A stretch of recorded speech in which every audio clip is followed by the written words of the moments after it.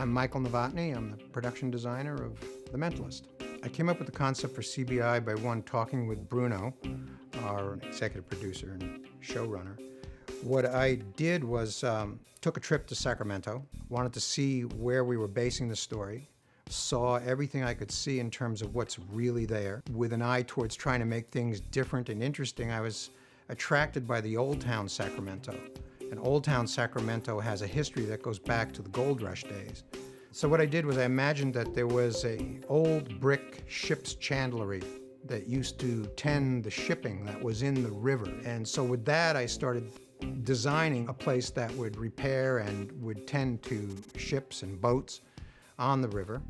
And then I thought, well, what bones of that building would still be in Sacramento, and perhaps took the position that the state claimed this as a historical building and then retrofitted it and used it for the California Bureau of Investigation. So it was a really fun journey that took us into the history of California, the history of Sacramento. And I don't know how much you'll actually see those details in the actual police station, but if we were to walk around and you were to look at this CBI as it is now, there are bones in there that come from that older purpose.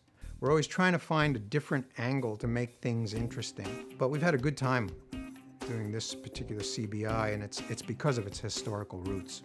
I'm Amanda Friedland. I'm the costume designer on The Mentalist. My process prepping an episode is I start with very strong visuals. I research every character, every sort of visual story point, and I come up with what I like to call a visual episodic Bible. Of the last 100 episodes, I have a few favorites. Red is the New Black was an incredible experience because in high fashion, there's some pretty extreme characters, and I got an opportunity to really go over the top. Simon's episode that he directed called Red Blinking Light was very interesting to work on. Simon has such great instincts as a director and as an actor. He's great to work with.